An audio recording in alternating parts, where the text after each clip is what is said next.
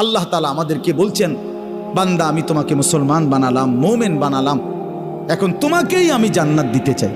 সুবহানাল্লাহ।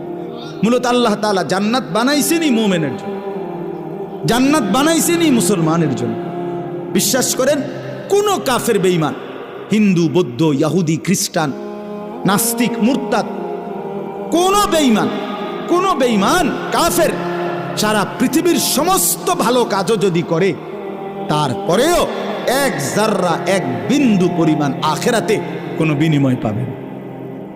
দুনিয়া মিলবে কিন্তু আখেরাতে কি হবে না? বিনিময়। এই ভালো কাজের কোনো স্বীকৃতি নাই, কারণ ঈমানবিহীন আখেরাতে কোনো মূল্য নেই।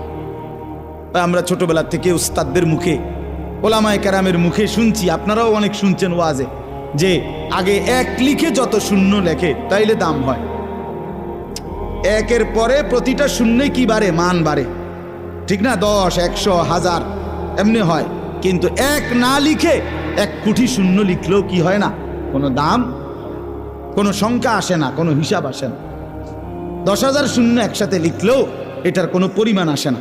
মানে এটা কত হইল? 100টা শূন্য লিখছে, এখানে তো কত হয়েছে?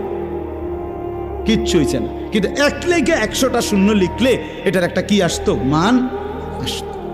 বুঝছেন কিনা? এই জন্য ঈমানবিহীন বাকি কিচ্ছুর কোনো মূল্য হয় না। ঈমানের সাথে এবার ইলাইহি ইয়াসআদুল কালিমুত তাইয়্যিব ওয়াল আমালুস সালিহু ইয়ারফাউহু। আল্লাহ বলে প্রথম আল্লাহর কাছে বান্দার ওঠে কি? মানে প্রথম আল্লাহর কাছে কি জমা হয়? বান্দার ঈমান জমা। কালিমায়ে তাইয়্যিব মানে লা ইলাহা ইল্লাল্লাহ মুহাম্মাদুর রাসূলুল্লাহ, এটা প্রথম জমা হয়। এরপরে নেক আমলগুলো ওই ঈমানকে আরো উপরে তুলতে থাকে, ঊর্ধ্বে উঠাইতে থাকে। এই জন্য আল্লাহ তাআলা আমাদেরকে ঈমান দিছেন। এখন আল্লাহ তাআলা আমাদের জন্যই জান্নাত বানাইছেন। একটা জিনিস শুধু বুঝেন, যে আমাকে আল্লাহ তাআলা ঈমান দিছেন, ওইখানে আমার জন্য আল্লাহ জান্নাত রাখছেন, এই মাঝখানে শুধু একটা কাজ আছে, একটা কাজ। আল্লাহ বলেন ঈমান আমি দিলাম, তুমি শুধু আর একটা কাজ করো বান্দা, সেটা হলো তুমি তোমার জীবনে তাকওয়া অর্জন করো। কি অর্জন করো? তাকওয়া অর্জন। ইয়া আইয়ুহাল্লাযীনা আমানুত্তাকুল্লাহ ইত্তাকুল্লাহ ইত্তাকুল্লাহ ইত্তাকুল্লাহ।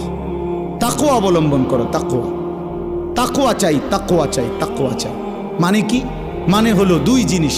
আল্লাহ তাআলা বলেন আমার সবগুলো নিষেধ ছেড়ে দাও, সবগুলো আদেশ পালন করো।